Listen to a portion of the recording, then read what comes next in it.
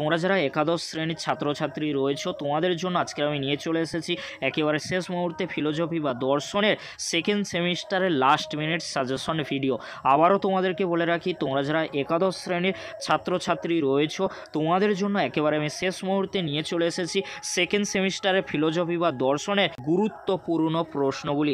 এই প্রশ্নগুলি তোমরা শেষ মুহূর্তের জন্য ভালো করে দেখে যাও, অবশ্যই তোমরা এখান থেকে সমস্ত প্রশ্ন পরীক্ষায় কমন পেয়ে যাবে। প্রথমে তোমরা দেখে নাও প্রথম অধ্যায় যুক্তির প্রকৃতি, অবরোহ ও আরোহ। এই অধ্যায় থেকে 3 মার্কসের গুরুত্বপূর্ণ প্রশ্নগুলি তোমরা দেখে নাও। ফার্স্ট প্রশ্ন, যুক্তিবিজ্ঞান বা তর্কবিজ্ঞান কাকে বলে?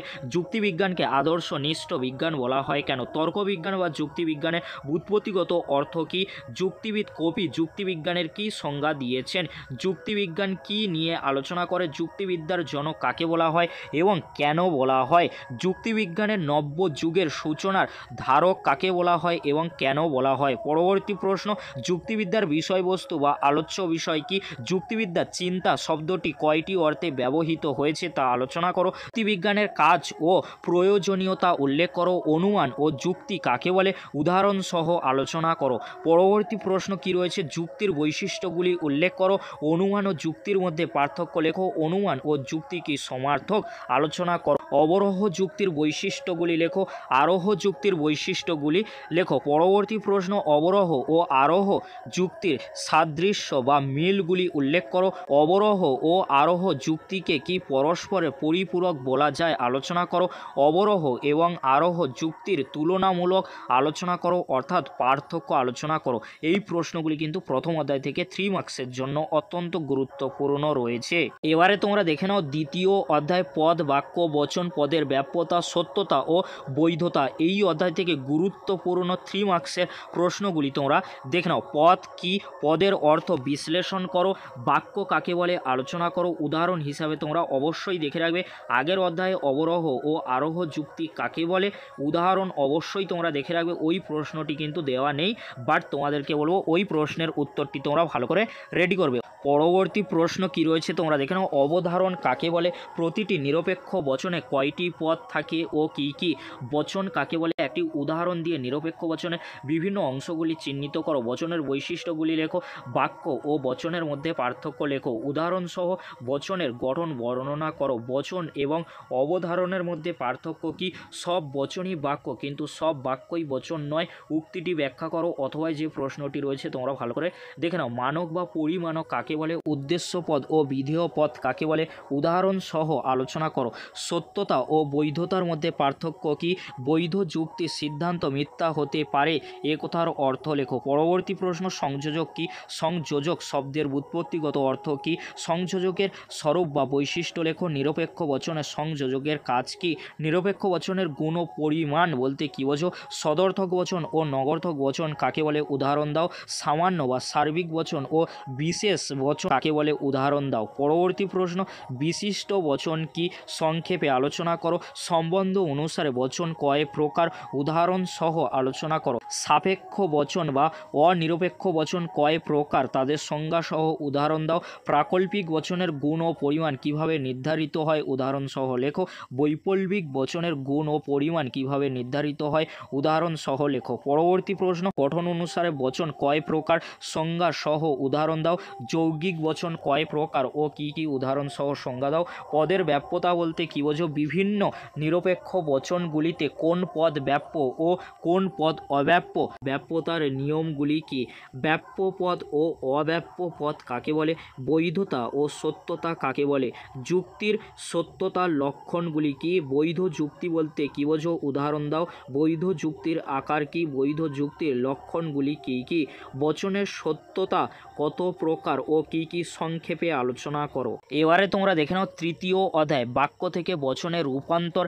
এখানে 2 মার্কসের যে প্রশ্নগুলি অত্যন্ত গুরুত্বপূর্ণ রয়েছে তোমরা ভালো করে দেখে নাও। আমি আলোচনা করছি না, এখানে কিন্তু প্রশ্ন উত্তরগুলি রয়েছে। ভালো করে তোমরা প্রশ্ন উত্তরগুলি প্র্যাকটিস করবে, তাহলে তোমাদের এই বাক্য থেকে বচনে কোনো প্রবলেম কিন্তু হবে না। বাক্য থেকে বচন করতে পারলে সমস্ত প্রশ্নের উত্তর তোমরা কিন্তু করতে পারবে, অর্থাৎ লজিক করতে পারবে। লজিক করতে হলে অবশ্যই তোমাদেরকে বাক্য থেকে বচনে রূপান্তরিত করার যে নিয়মগুলি রয়েছে নিয়মগুলি ভালো করে কিন্তু প্র্যাকটিস করতে হবে। প্রশ্ন উত্তরগুলো তোমরা ভালো করে দেখে নাও, অর্থাৎ এই যে বাক্যগুলি রয়েছে বাক্য থেকে বচনে কিভাবে রূপান্তরিত করবে, এখানে কিন্তু রয়েছে বাক্য থেকে বচনে রূপান্তর করার নিয়ম কিন্তু তোমাদেরকে অবশ্যই ভালো করে ফলো করতে হবে, না হলে তোমরা বাক্য থেকে বচনে কিন্তু রূপান্তর করতে পারবে না।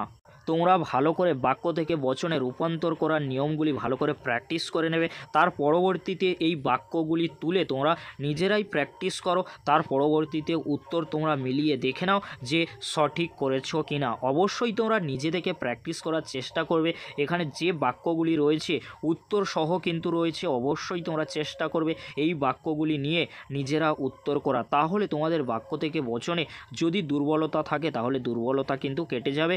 অবশ্যই তোমরা বাক্য থেকে বচনে রূপান্তর করার নিয়মগুলি শিখে রাখলে সমস্ত প্রশ্নের উত্তর তোমরা কিন্তু পরীক্ষায় অ্যাটেন্ড করে আসতে পারবে। এবারে তোমরা দেখে নাও চতুর্থ অধ্যায় অর্থাৎ বচনের বিরোধিতা। এই অধ্যায় থেকে 2 মার্কসের গুরুত্বপূর্ণ প্রশ্নগুলি তোমরা দেখে নাও, যে প্রশ্নগুলি অত্যন্ত গুরুত্বপূর্ণ রয়েছে প্রশ্নগুলি তোমরা দেখে নাও। বচনের বিরোধিতা বলতে কী বোঝো? বচনের বিরোধিতা শর্তগুলি লেখো, সাধারণ বিরোধ চতুষ্কোণের চিত্রটি অঙ্কন করো, বিরুদ্ধ বিরোধিতার মূল শর্তগুলি উল্লেখ করো, বিরুদ্ধ বিরোধিতা কখন হয়। পরবর্তী প্রশ্ন, বিপরীত বিরোধিতা কাকে বলে?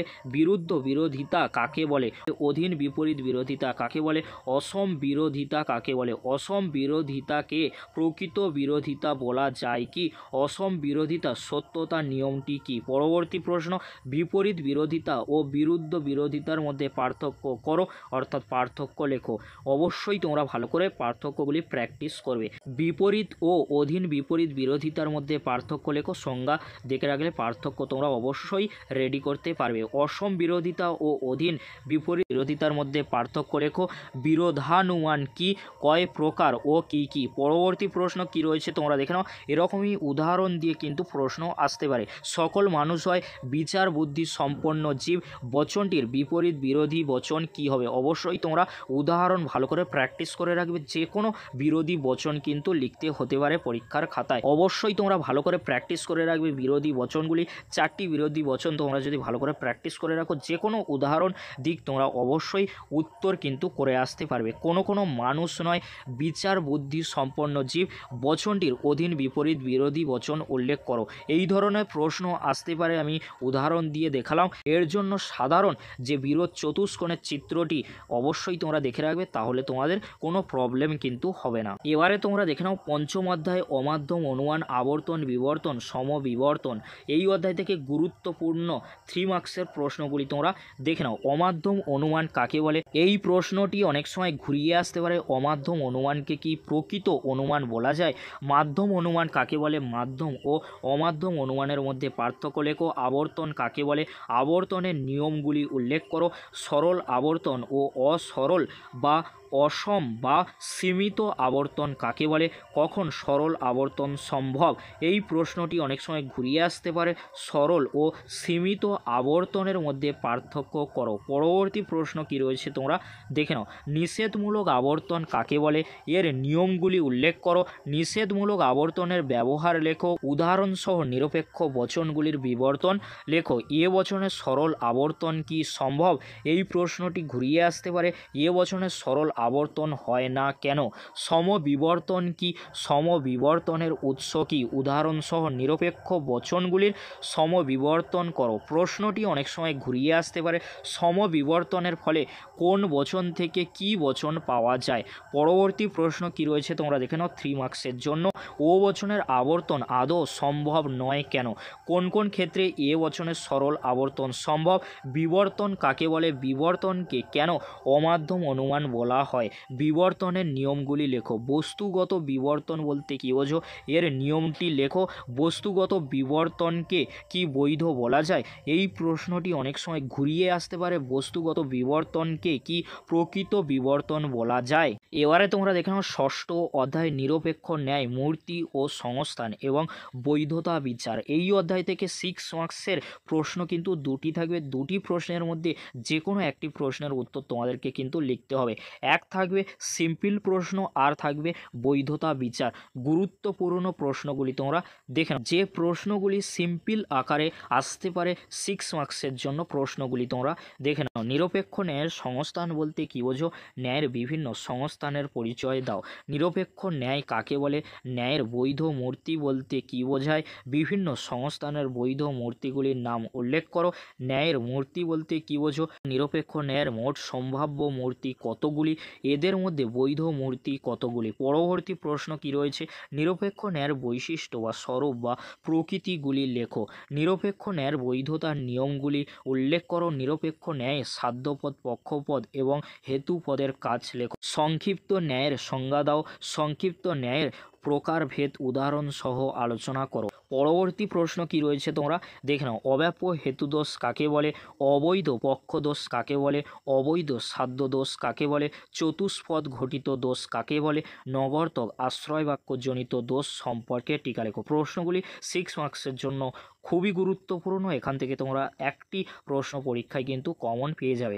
তোমরা যদি বৈধতা বিচার করতে চাও অবশ্যই তোমাদেরকে নিয়ম, সংস্থান আর বৈধ মূর্তিগুলি কিন্তু প্র্যাকটিস করতে হবে, তাহলে তোমরা বৈধতা বিচার করতে পারবে। বৈধতা বিচার কিভাবে করবে এই ভিডিও ডেসক্রিপশন বক্সে আমি ক্লাসের ভিডিও দিয়ে দিয়েছি, অবশ্যই তোমরা সেই ভিডিওটি একবার হলেও দেখে নিও। এবারে তোমরা দেখে নাও সপ্তম অধ্যায় যৌগিক যুক্তি, প্রাকল্পিক ও বৈপ্লবিক। এই অধ্যায় থেকে গুরুত্বপূর্ণ 3 মার্কসের প্রশ্নগুলি তোমরা দেখে নাও। ফার্স্ট প্রশ্ন, প্রাকল্পিক নিরপেক্ষ ন্যায় কাকে বলে? প্রাকল্পিক নিরপেক্ষ ন্যায়ের গঠন ও বৈশিষ্ট্য লেখো। প্রাকল্পিক বচনের গুণ ও পরিমাণ নির্ধারণ করো। এমপি বা গঠনমূলক প্রাকল্পিক নিরপেক্ষ ন্যায় কাকে বলে? গঠনমূলক প্রাকল্পিক নিরপেক্ষ ন্যায়ের বৈধতার নিয়ম আলোচনা করো। গঠনমূলক প্রাকল্পিক নিরপেক্ষ ন্যায়ের বৈধতার নিয়মের ব্যতিক্রমটি আলোচনা করো। প্রাকল্পিক ন্যায়ের প্রথম ও দ্বিতীয় নিয়মটি কি? প্রশ্নটি অনেক সময় ঘুরিয়ে আসতে পারে। প্রাকল্পিক নিরপেক্ষ ন্যায়ের বৈধতার নিয়মগুলি লেখো। পরবর্তী প্রশ্ন কি রয়েছে? এমটি বা ধ্বংসমূলক প্রাকল্পিক নিরপেক্ষ ন্যায় কাকে বলে? ধ্বংসমূলক প্রাকল্পিক নিরপেক্ষ ন্যায়ের বৈধতার নিয়মটি লেখো। ধ্বংসমূলক বা অস্বীকৃতিমূলক প্রাকল্পিক নিরপেক্ষ ন্যায়ের সাংকেতিকটির উদাহরণ দাও। প্রাকল্পিক নিরপেক্ষ ন্যায়ের একটি উদাহরণ বা দৃষ্টান্ত দাও, বা এমটি আকারের একটি দৃষ্টান্ত দাও। অনুজ্ঞ স্বীকারজনিত দোষ কখন ঘটে? অনুজ্ঞ স্বীকারজনিত দোষের একটি উদাহরণ দাও। পরবর্তী প্রশ্ন, এমপি বা গঠনমূলক প্রাকল্পিক ন্যায়ের আকারের একটি দৃষ্টান্ত দাও। পূর্বজ্ঞ অস্বীকারজনিত দোষ কখন ঘটে? বৈকল্পিক নিরপেক্ষ ন্যায় কাকে বলে? বৈকল্পিক নিরপেক্ষ ন্যায়ের গঠন ও বৈশিষ্ট্য লেখো। বৈকল্পিক বচন কাকে বলে? বিংশবাদী বিকল্প কাকে বলে? একটি মিশ্র বৈকল্পিক ন্যায় অবৈধ হলে কি দোষ হয়? বিকল্প পরিগ্রহণ দোষ কখন ঘটে? বৈকল্পিক নিরপেক্ষ ন্যায়ের বৈধতার নিয়ম উল্লেখ করো। বিংশবাদী বৈকল্পিক বচনের একটি দৃষ্টান্ত দাও। বৈকল্পিক বচনের গুণ ও পরিমাণ নির্ধারণ করো। এই প্রশ্নগুলি কিন্তু অত্যন্ত গুরুত্বপূর্ণ সপ্তম অধ্যায় থেকে।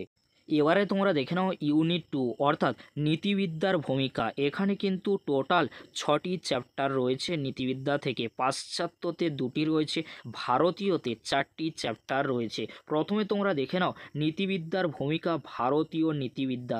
প্রথম অধ্যায়, দ্বিতীয় অধ্যায়, তৃতীয় অধ্যায় আর চতুর্থ অধ্যায় থেকে গুরুত্বপূর্ণ প্রশ্নগুলি। এই 4টি অধ্যায় থেকে টোটাল মার্কস থাকবে 8 মার্কস।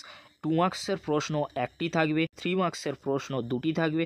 টোটাল তোমাদেরকে এই অধ্যায় থেকে 8 মার্কসের জন্য 2 মার্কসের 1টি প্রশ্ন, 3 মার্কসের 2টি প্রশ্নের উত্তর তোমাদেরকে লিখতে হবে। প্রথমে তোমরা দেখে নাও পুরুষার্থ অর্থাৎ এই ভারতীয় নীতিবিদ্যার প্রথম অধ্যায় যেটি রয়েছে পুরুষার্থ। এখান থেকে গুরুত্বপূর্ণ 3 মার্কসের বা 2 মার্কসের প্রশ্নগুলি তোমরা দেখে নাও। ভারতীয় নীতিশাস্ত্রে পুরুষার্থ বলতে কী বোঝো?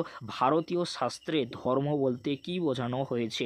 ব্রহ্মচর্য কাকে বলে? বর্ণাশ্রম ধর্ম কি? মহাভারতে ধর্ম বলতে কি বোঝানো হয়েছে? কাম ও মুক্তি বলতে কি বোঝানো হয়েছে? গার্হস্থ্য কাকে বলা হয়? পঞ্চযজ্ঞ বলতে কি বোঝানো হয়েছে? ভারতীয় নীতিবিদ্যায় কয় প্রকার পুরুষার্থের উল্লেখ করা হয়েছে এবং কি কি? এবারে তোমরা দেখে নাও দ্বিতীয় অধ্যায়। দ্বিতীয় অধ্যায়ে কি রয়েছে? শ্রীমদ্ ভাগবত গীতা নিষ্কাম কর্মের ধারণা। এই অধ্যায় থেকে গুরুত্বপূর্ণ 3 মার্কস মার্কসের প্রশ্নগুলি তোমরা দেখে নাও। ভাগবত গীতায় নিষ্কাম কর্ম বলতে কি বোঝানো হয়েছে? নিষ্কাম কর্ম কাকে বলে? যোগস্থ শব্দের 3 প্রকার অর্থ সংক্ষেপে আলোচনা করো। নিষ্কাম কর্মের সূত্রগুলি কি কি? গীতায় 4 ধরনের যে বৈদিক কর্ম আছে তা উল্লেখ করো। পরবর্তী প্রশ্ন, শ্রীকৃষ্ণ কেন বেদকে ত্রিগুণাত্মক বলেছেন? সকাম কর্মের বৈশিষ্ট্য উল্লেখ করো। নিষ্কাম কর্মের বৈশিষ্ট্য লেখো। গীতা অনুসারে স্বধর্ম ও পরধর্ম বলতে কি বোঝো? সকাম ও নিষ্কাম কর্মের মধ্যে পার্থক্য লেখো। প্রবৃত্তি মার্গ ও নিবৃত্তি মার্গ বলতে কি বোঝানো হয়েছে? ভগবত গীতা অনুসারে কর্মযোগ শব্দের অর্থ কী? এবারে তোমরা দেখে নাও তৃতীয় অধ্যায়, অর্থাৎ বৌদ্ধদের অষ্টাঙ্গিক মার্গের ধারণা। এই অধ্যায় থেকে গুরুত্বপূর্ণ 3 মার্কসের প্রশ্নগুলি তোমরা দেখে নাও। বৌদ্ধ নীতিতত্ত্বের সম্যক দৃষ্টি বলতে কি বোঝো? বৌদ্ধ দর্শনে 4টি আর্য সত্য উল্লেখ করো। বৌদ্ধ নীতি শিক্ষা বলতে কি বোঝায়? আর্য সত্য কি? বৌদ্ধ দর্শনে প্রতীত্ব সমুৎপাত শব্দের অর্থ কী? এবারে তোমরা দেখে নাও পরবর্তী যে 3 মার্কসের প্রশ্নগুলি রয়েছে বৌদ্ধ চ্যাপ্টার থেকে। বৌদ্ধ মতের নির্মাণ লাভ করা যায় কিভাবে? অষ্টাঙ্গিক মার্গের 8টি মার্গ বা পথগুলি কি কি? বৌদ্ধ দর্শনে অষ্টাঙ্গিক মার্গ কি? সংক্ষেপে ব্যাখ্যা করো। সম্যক ব্যায়ামের অর্থ কী? বৌদ্ধ নীতিতত্ত্বে সম্যক ব্যায়ামের গুরুত্ব লেখো। বৌদ্ধ দর্শনে ত্রিপিটকের বিষয়গুলির পরিচয় দাও। এবারে তোমরা দেখে নাও 4র্থ অধ্যায় চারবাক সুখবাদ। এই অধ্যায় থেকে গুরুত্বপূর্ণ 2 মার্কসের প্রশ্নগুলি তোমরা দেখে নাও, যে প্রশ্নগুলি পরীক্ষায় আসতে পারে। প্রশ্নগুলি তোমরা দেখে নাও। চারবাকদের মতে নৈতিক আদর্শ কি? চারবাকরা কেন ইন্দ্রিয় সুখের পরিতৃপ্তিতে বিশ্বাস করেন? চারবাক নীতিতত্ত্বের মূল কথা কি? চারবাকদের আত্মসুবাদী বলা হয় কেন? চারবাক জড়বাদের মূল বক্তব্য লেখো। চারবাকরা কেন মোক্ষ বা মুক্তিকে পুরুষার্থ বলে স্বীকার করেননি? পরবর্তী প্রশ্ন, চারবাকরা ধর্মকে কেন পুরুষার্থ হিসেবে স্বীকার করেননি? চারবাক নীতিতত্ত্বের প্রধান বৈশিষ্ট্যগুলি লেখো। চারবাক নীতিবিদ্যার মূল বক্তব্য লেখো। চারবাকদের মতে সুখবাদ কি? চারবাকরা জন্মান্তর স্বীকার করে না কেন? চারবাক দেহাত্মবাদ বলতে কি বোঝায়? এবারে তোমাদেরকে বলে রাখি, এই যে 4টি অধ্যায় আমি বললাম, এই 4টি অধ্যায় থেকে টোটাল মার্কস রয়েছে কিন্তু 8 মার্কস। বাট তোমাদের স্কুলের প্রশ্নপত্রে যদি বৌদ্ধ আর চারবাক থেকে 6 মার্কসের প্রশ্ন আসে এক্সট্রা হিসাবে, অবশ্যই তোমরা এই 2টি প্রশ্ন কিন্তু দেখে রাখতে পারো। যে কোনো স্কুলে তোমাদের যদি স্যার বা ম্যাডামেরা এই চারবাক আর বৌদ্ধ থেকে যদি স্যার বা ম্যাডামেরা যদি এখান থেকে 6 মার্কসের প্রশ্নগুলি দেন, তাহলে এই 2টি প্রশ্নের মধ্যে যে কোনো একটি প্রশ্ন পরীক্ষায় কিন্তু আসতে পারে। যদি তোমাদের 6 মার্কসের প্রশ্ন পরীক্ষায় দেবেন বলে ঠিক করেছেন শিক্ষক বা শিক্ষিকারা, অবশ্যই তোমরা এই 2টি প্রশ্ন দেখে রাখতে পারো 6 মার্কসের জন্য। এক্সট্রা প্রশ্ন হিসাবে তোমাদেরকে রেডি করতে বলছি, কারণ এখানে যে প্রশ্ন প্যাটার্ন রয়েছে সেই প্রশ্ন প্যাটার্ন অনুযায়ী কোনো 6 মার্কসের প্রশ্ন এই 4টি অধ্যায় থেকে থাকবে না। বাট তোমাদেরকে দিচ্ছি এই জন্য, তোমাদের স্কুলে যদি 6 মার্কসের প্রশ্ন করে তাহলে এই 2টি প্রশ্ন থেকে যে কোনো একটি প্রশ্ন দিতে পারে। প্রশ্নগুলি তোমরা দেখে নাও। চারবাকদের নৈতিক মতবাদ সংক্ষেপে উল্লেখ করো, অর্থাৎ চারবাকদের সমস্ত কিছু কিন্তু লিখতে হবে। বৌদ্ধ দর্শন অনুসারে নির্বাণের পরিচয় দাও। আর এখানে তোমরা অষ্টাঙ্গিক মার্গ সম্পর্কে 6 মার্কসের প্রশ্ন উত্তর রেডি করবে। এই 3টি প্রশ্নের মধ্যে যে কোনো একটি প্রশ্ন পরীক্ষায় কিন্তু পেয়ে যাবে, কারণ প্রশ্নগুলি পরীক্ষায় কিন্তু আসার সম্ভাবনা প্রবল রয়েছে, প্রশ্নগুলি গুরুত্বপূর্ণ রয়েছে। এবারে তোমরা দেখে নাও নীতিবিদ্যার ভূমিকায় পাশ্চাত্য নীতিবিদ্যা। এখানে 2টি অধ্যায় রয়েছে। 2টি অধ্যায় থেকে খুবই গুরুত্বপূর্ণ 2 মার্কসের প্রশ্ন আর 6 মার্কসের প্রশ্নগুলি আমি আলোচনা করে দেবো। আবারও তোমাদেরকে বলে রাখি, নীতিবিদ্যার ভূমিকায় এখানে টোটাল 6টি অধ্যায় রয়েছে। দ্বিতীয় যে পার্টটি রয়েছে পাশ্চাত্য নীতিবিদ্যা, এখানে 2টি অধ্যায় রয়েছে। 2টি অধ্যায় থেকে টোটাল মার্কস থাকবে কিন্তু 8 মার্কস। 6 মার্কসের প্রশ্ন 1টি থাকবে, 2 মার্কসের প্রশ্ন 1টি থাকবে। চলো গুরুত্বপূর্ণ প্রশ্নগুলি আমরা দেখে নেব। প্রথমে তোমরা দেখে নাও 2 মার্কসের জন্য গুরুত্বপূর্ণ কয়েকটি প্রশ্ন। 2টি অধ্যায় একত্রে কিন্তু প্রশ্নগুলি রয়েছে, প্রশ্নগুলি তোমরা দেখে নাও। নৈতিক ও অনৈতিক কাজের দৃষ্টান্ত দাও। পাশ্চাত্য নীতিবিদ্যায় ঐচ্ছিক ক্রিয়া বলতে কি বোঝায়? নীতিবিজ্ঞানকে আদর্শনিষ্ঠ বিজ্ঞান বলা হয় কেন? বস্তুনিষ্ঠ ও আদর্শনিষ্ঠ বিজ্ঞানের মধ্যে পার্থক্য লেখো। সাহজিক ক্রিয়া কেন নৈতিক বিচারের বিষয় নয়? পরবর্তী প্রশ্ন, নীতিবিদ্যার বৈশিষ্ট্যগুলি আলোচনা করো।